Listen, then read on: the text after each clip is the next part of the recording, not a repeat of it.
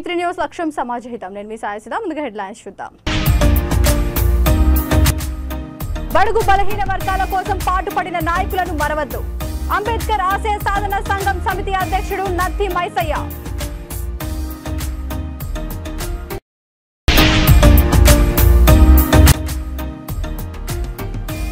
ప్రజల గొంతుగా పార్లమెంట్ లో వినిపించాలంటే సుగుణక్కను గెలిపించుకోవాలి. పార్లమెంట్ ఎన్నికల ప్రచారంలో ఆదిలాబాద్ జిల్లా ఇన్ఛార్జ్ మంత్రి సీతక్క.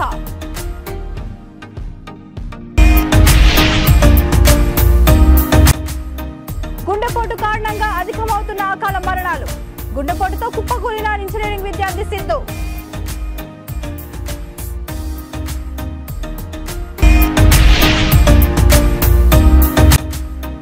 తెలంగాణ రాష్ట్రంలో మోసపూరిత పథకాలతో కాంగ్రెస్ అధికారంలోకి వచ్చింది. పార్లమెంట్ లో ప్రజావాణిని వినిపించాలంటే బీఆర్ఎస్ ఎంపీ అభ్యర్థులను గెలిపించుకోవాలి.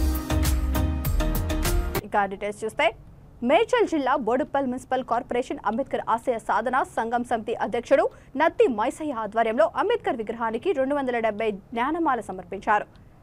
ఈ సందర్భంగా ఆయన మాట్లాడుతూ బడుగు బలహీన వర్గాల కోసం పాటుపడిన నాయకులను మరవద్దని, దేశం కోసం ప్రాణాలర్పించిన మహనీయులను నిత్యం స్మరిస్తూ వారి అడుగుజాడల్లో నడవాలని కోరారు.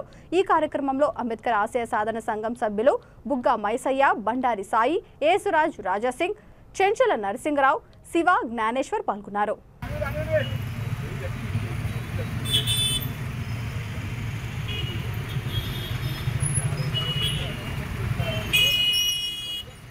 అయ్యో శ్లోకమ్స్ అనేవండి.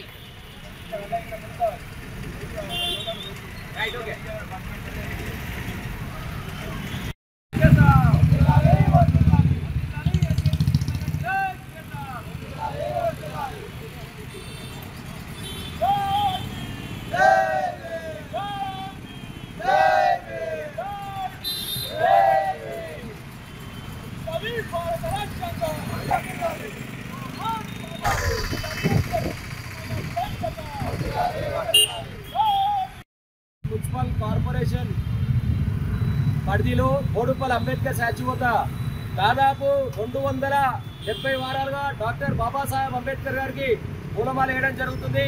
ఈ యొక్క 270 వారానికి పిఆర్కే పండు, బీజేపీ పిఆర్కే పండు అలియాస్ కోట రాజాసింగ్ అనే వ్యక్తి ఇక్కడికి రావడం జరిగింది. ముఖ్య అతిథిగా బోడుప్పల్ మున్సిపల్ కార్పొరేషన్ ఆధ్వర్యంలో అంబేద్కర్ ఆశయ సాధన సంఘం నిర్వహిస్తున్న జ్ఞానమాల కార్యక్రమానికి మరి ఈ రోజుతో మరి 270 ఆదివారాలుగా మరి ఆ మహానుభావుని స్మరించే కార్యక్రమం ఈ సంఘం నిర్వహిస్తున్నందుకు వారందరికీ పేరు పేరున జైలు తెలియజేస్తున్నాం. మరి అదేవిధంగా బోడుప్పల్ మున్సిపల్ కార్పొరేషన్ పరిధిలో డాక్టర్ బాబాసాహెబ్ అంబేద్కర్ గారి విగ్రహానికి మరియు అంబేద్కర్ ఆశయ సాధన సమితి ఆధ్వర్యంలో జ్ఞానమాల సమర్పించారు. పెద్దలు ఆశయ సాధన సమితి పెద్దలు అధ్యక్షులు నత్తి మైసయ్య గారు, బుగ్గా మైసన్న గారు, పండు గారు అందరూ కూడా ఈ యొక్క కార్యక్రమానికి పాల్గొన్నారు. కాబట్టి ఈ సందర్భంగా ఒక విషయం చెప్పదలుచుకున్నాం.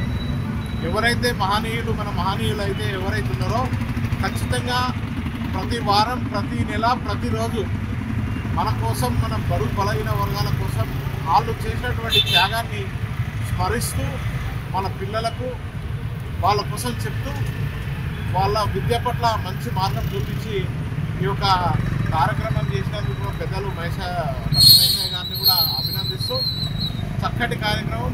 ఎందుకంటే మన కోసం భారత రాజ్యాంగం రాస్తే దాన్ని సద్వినియోగం చేసుకోలేకపోతున్నాం. ఇలాంటి కార్యక్రమాలు చేసుకుంటే మన ఎవరైతే త్యాగాలు చేసినారో వాళ్ళను స్మరించుకుంటే మంచిదని ఈ సందర్భంగా చెప్తూ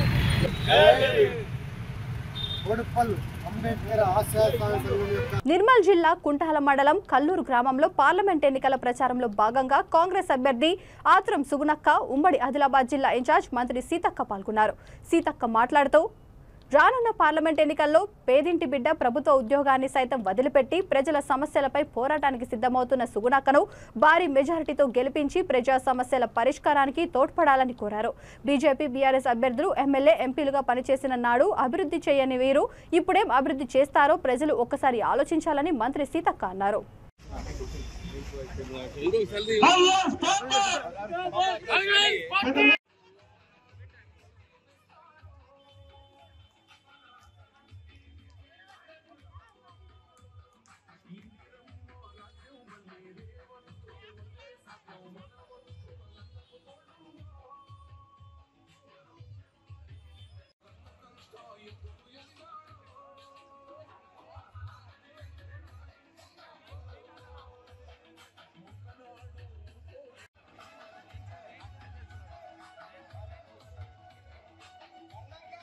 ప్రమాణం చేసి కూడా చెప్పడం జరిగింది ఇస్తామని.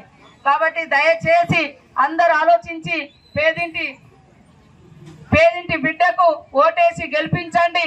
తప్పకుండా ఈ యొక్క ధరలు అదుపులో ఉంటాయి, ఉద్యోగ ఉపాధి అవకాశాలు వస్తాయి. ఆదిలాబాద్ జిల్లా అభివృద్ధి నా బాధ్యత. నేను కూడా అడవి గ్రామాల నుంచి వచ్చిన వెనుకబడ్డ జాతుల నుంచి తెలిసినటువంటి బిడ్డగా ఈ జిల్లాకి ఇన్ఛార్జిగా ఉన్నా. ఎందుకంటే ఈ కష్టాలని తెలుసు, తిరగగలుగుతానని సీఎం గారు నాకు ఈ బాధ్యత ఇచ్చిర్రు. ప్రతి మహిళ అకౌంట్ లో ఢిల్లీ నుంచే డైరెక్ట్ గా 1,00,000 రూపాయలు అకౌంట్ లో వేసే బాధ్యత సోని అమ్మది. తెలంగాణ ఇస్తా అని చెప్పింది, ఇచ్చింది. 100 రోజులు తెచ్చి మీకు అందరికి పని కల్పిస్తా అన్నది ఉపాధి హామీ చట్టమే చేసిరు. ఏదో 4 రోజులు ఉండిపోయే పని కాదు, అది జీవితాంతం ఉండాలి. కానీ ఇప్పుడు మోడీ గారు ఆ చట్టాన్ని తీసేయాలని 100 రోజులు చేసే పనిని 40 రోజుల్లో కుదించింది. జీతాలు దాని యొక్క వేతనాలు పెరగడం లేదు కాబట్టి 400 వేతనం పెంచుతా ఉన్నాం. దయచేసి మీరందరూ కూడా ఆలోచించి ఒక్క అవకాశం ఇవ్వండి. ఒక చదువుకున్న వ్యక్తి, ఒక ప్రశ్నించే గొంతుక. ఇప్పుడు మీరు చూసిరు ఎంత చక్కగా మాట్లాడుతుందో, అట్లనే అసెంబ్లీ పార్లమెంట్ లో కూడా మీ ఆవాజ్ వినిపిస్తుంది, మీ సమస్యలు మాట్లాడుతుంది. ఈ యొక్క జిల్లా, ఈ యొక్క ప్రాంత అభివృద్ధికి మేము 100% కట్టుబడి పనిచేస్తామని తెలియజేస్తూ చేతి గుర్తుకే ఆత్రం సుగుణ గారి చేతి గుర్తుకే అందరూ దయచేసి ఎల్లుండి చేసిందని ఒక్కసారి ఆలోచించండి. బీజేపీ ప్రధానమంత్రి అధికారంలోకి వచ్చేటప్పుడు ఏమన్నాడు? నేను ఛాయ్ వాలా మీ అందరి అకౌంట్ లో మా అక్కలకు జన్ ధన్ ఖాతాలు ధన్ తెరవండి, 15 లక్షలు వేస్తా అన్నాడు. వేసిండు అక్క? 15,000 రూపాయలు కూడా రాలే. మరి ప్రతి సంవత్సరం 2 కోట్ల ఉద్యోగాలు ఇస్తా అన్నాడు యువకులకు. 2 కోట్లు చూస్తే 10 సంవత్సరాలలో 20 కోట్లు. 20 కోట్లలో 29 రాష్ట్రాలలో మినిమంగా సంవత్సరం ఒక్కొక్క రాష్ట్రానికి 10 లక్షల ఉద్యోగాలు రావాలి. కనీసం సెంట్రల్ నుంచి 10,000 ఉద్యోగాలైనా ఆదిలాబాద్కి వచ్చినాయా, మీ పిల్లలకు వచ్చినాయా, మీ గల్లీకి వచ్చినాయా తెలుసుకోండి. ఆనాడు కాంగ్రెస్ ప్రభుత్వం దేశంలో గుండెపోటు కారణంగా అకాల మరణాలు ఇటీవల అధికమయ్యాయి. 20 ఏళ్లకే ఓ ఇంజనీరింగ్ విద్యార్థి గుండె ఆగింది.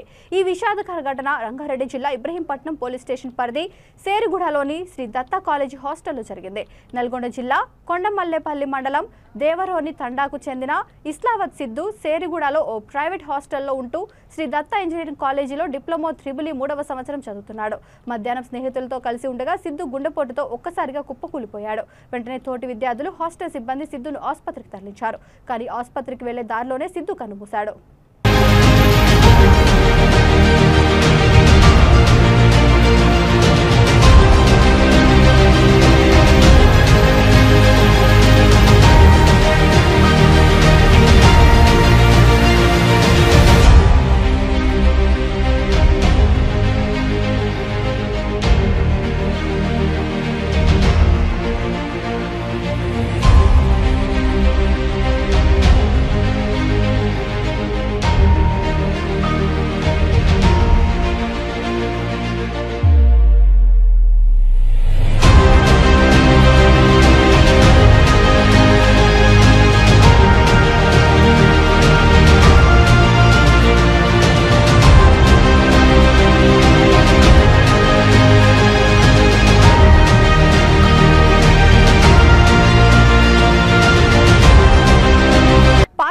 ప్రజావాణిని వినిపించాలంటే తెలంగాణ రాష్ట్రంలో బీఆర్ఎస్ పార్టీ ఎంపీ అభ్యర్థులను అత్యధికంగా గెలిపించుకోవాలని ఎంపీ నామా నాగేశ్వరరావు కార్యకర్తలకు పిలుపునిచ్చారు. ఖమ్మం జిల్లా ఏన్కూర్ మండల కేంద్రంలో బీఆర్ఎస్ పార్టీ ముఖ్య కార్యకర్తల సమావేశం నిర్వహించారు. ఈ సందర్భంగా ఎంపీ నామా మాట్లాడుతూ తెలంగాణ రాష్ట్రంలో మోసపూరిత పథకాలతో కాంగ్రెస్ అధికారంలోకి వచ్చిందని విమర్శించారు. సమావేశంలో రాజ్యసభ సభ్యులు వద్దిరాజు రవిచంద్ర, ఎమ్మెల్సీ తాతా మధు, నియోజకవర్గ ఇన్ఛార్జ్ మాజీ ఎమ్మెల్యే బానోతు మదన్ లాల్, మండల నాయకులు, కార్యకర్తలు పాల్గొన్నారు. నేను అన్నది మీరు అనాలి. గోవిందా రే గోవిందా, కాంగ్రెస్ వచ్చి గోవిందా, రైతు బంధు తులం బంగారం గోవిందా, 15,000 రైతు భరోసా గోవిందా, 2,500 మహాలక్ష్మి గోవిందా, కాంగ్రెస్ వచ్చి గోవిందా, గోవిందా అన్ని గోవిందా, కరెంటు పని గోవిందా, మిషన్ భగీరథ గోవింద, చెరువులు ఎండిపాయ గోవింద. ఇది కాంగ్రెస్. మనం కరీంనగర్ పార్లమెంట్ స్థానానికి బీఆర్ఎస్ అభ్యర్థి బోహినపల్లి వినోద్ కుమార్ నామినేషన్ దాఖలు చేశారు. తన నామినేషన్ పత్రాలను ఎన్నికల రిటర్నింగ్ అధికారి జిల్లా కలెక్టర్ పామెల సత్పతికి అందజేశారు. ఈ సందర్భంగా వినోద్ కుమార్ మాట్లాడుతూ తెలంగాణ రాష్ట్ర ప్రయోజనాలు కాపాడేది బీఆర్ఎస్ పార్టీ ఒక్కటే అని వెల్లడించారు. కరీంనగర్ ఎమ్మెల్యే గంగుల కమలాకర్ మాట్లాడుతూ అధికారంలోకి వచ్చిన 4 నెలల్లోనే కాంగ్రెస్ పాలనపై ప్రజలకు విరక్తి వచ్చిందని అన్నారు. రానున్న పార్లమెంట్ ఎన్నికల్లో వినోద్ కుమార్ ను భారీ మెజారిటీతో గెలిపించాలని వారన్నారు. ఈ కార్యక్రమంలో ఎమ్మెల్యే పాడి కౌశిక్ రెడ్డి, మానుకొండూర్ మాజీ ఎమ్మెల్యే రసమయి బాలకిషన్, ఎన్డి జమీలోద్దీన్ పాల్గొన్నారు.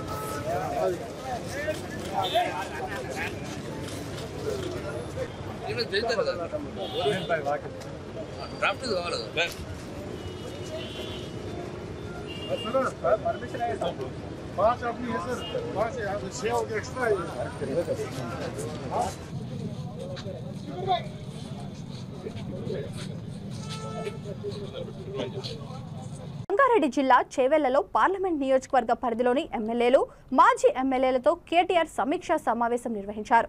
నందినగర్లోని కేసీఆర్ నివాసంలో జరిగింది. భారత రాష్ట్ర సమితి వర్కింగ్ ప్రెసిడెంట్ కేటీఆర్ అధ్యక్షతన జరిగిన ఈ సమీక్షా సమావేశంలో చేవెళ్ల పార్లమెంట్ నియోజకవర్గ పరిధిలోని ఎమ్మెల్యేలు, మాజీ ఎమ్మెల్యేలు హాజరయ్యారు. ఈ సందర్భంగా చేవెళ్ల గడ్డపైన మరోసారి గులాబీ జెండా ఎగడం ఖాయమన్న విశ్వాసాన్ని పార్టీ నాయకులు వ్యక్తం చేశారు. పార్టీ అభ్యర్థి కాసాని జ్ఞానేశ్వర్ అభ్యర్థిత్వాన్ని చేవెళ్ల ప్రజల నుంచి సానుకూల స్పందన లభించడంతో పాటు అన్ని వర్గాల నుంచి మద్దతు పెద్ద ఎత్తున వస్తుందని తెలిపారు.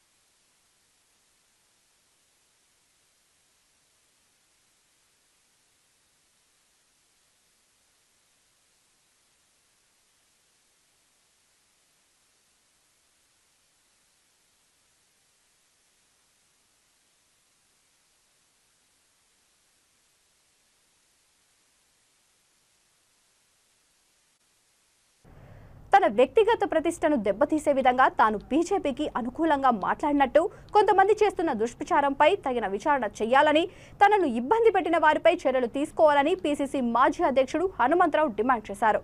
హనుమంతరావుపై ఒక వర్గం చేస్తున్న అసత్య ప్రచారాలు నిరాధారమైనవని దానం నాగేందర్ అన్నారు. బీజేపీకి అనుకూలంగా మాట్లాడుతున్నారన్న వార్తలపై తన నివాసంలో మౌన దీక్ష చేపట్టిన హనుమంతరావు చేత దానం దీక్ష విరమింపచేశారు. ఇలాంటి అసత్య ప్రచారాలు చేస్తున్న వ్యక్తులపై తగు చర్యలు తీసుకోవాలని డిమాండ్ చేశారు.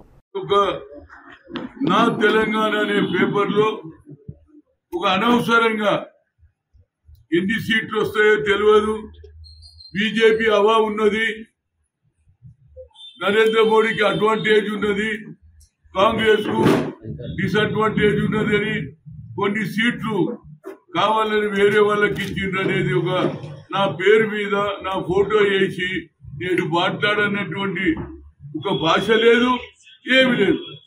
దీన్ని ఎవరు దీని వెనకాల ఉన్నారు? బీజేపీ దీన్ని నిన్నటి నుంచి వైరల్, అన్ని దగ్గర వైరల్, అన్ని సోషల్ మీడియాలో పెట్టేసి హనుమంతరావు బీజేపీలో. నేను ఎన్నడు పోవాలి బీజేపీలో? జీవితాంతం కాంగ్రెస్, సత్య వరకు కాంగ్రెస్. బీజేపీ దగ్గర పోయేది లేదు, బీజేపీతో సంప్రదించే లేదు. ఏ రాజీవ్ గాంధీ అయితే మతతత్వ పార్టీలను దూరం పెట్టిండో అదేవిధంగా రాహుల్ గాంధీ గారు కూడా అదే ఆలోచన, మాది కూడా అదే. దాని గురించి పొద్దుటి నుంచి ఈనాడు మౌనవ్రతం ఎందుకు పెట్టినామంటే ప్రజలకు తెలియాలి. ఎంతమందికి అని చెప్పాలి?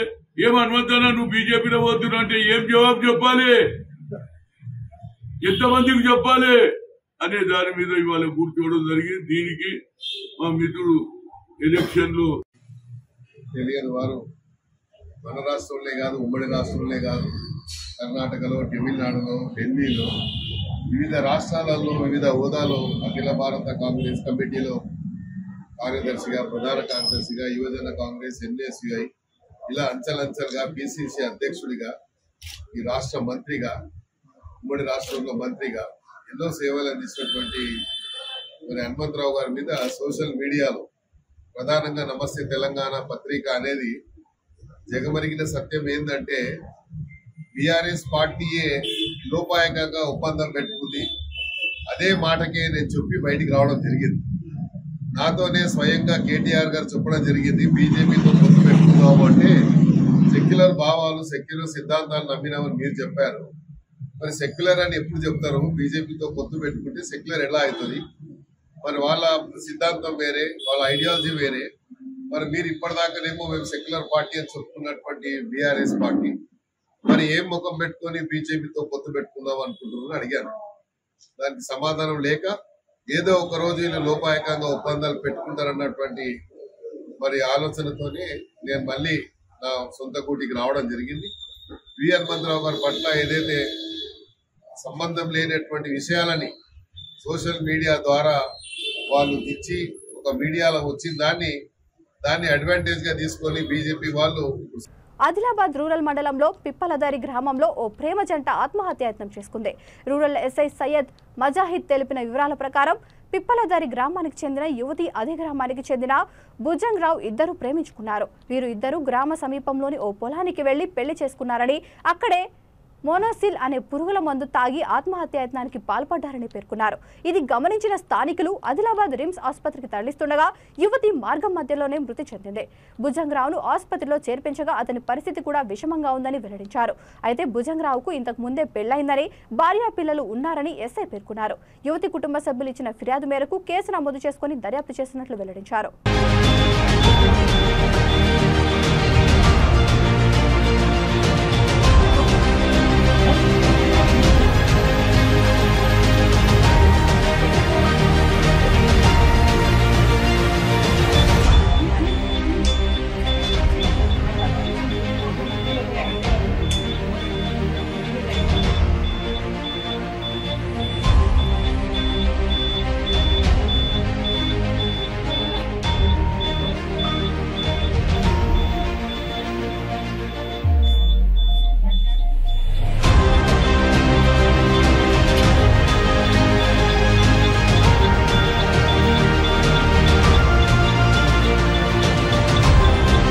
ముగించే ముందు హెడ్లైన్స్ మరొకసారి. బడుగు బలహీన వర్గాల కోసం పాటుపడిన నాయకులను మరవద్దు. అంబేద్కర్ ఆశయ సాధన సంఘం సమితి అధ్యక్షుడు నత్తి మైసయ్య.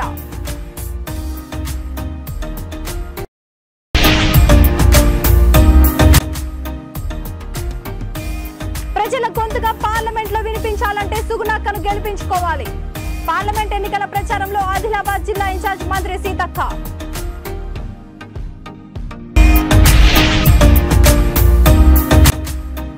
గుండెపోటు కారణంగా అధికమవుతున్న అకాల మరణాలు. గుండెపోటుతో కుప్పకూలిన ఇంజనీరింగ్ విద్యార్థి సిద్ధు.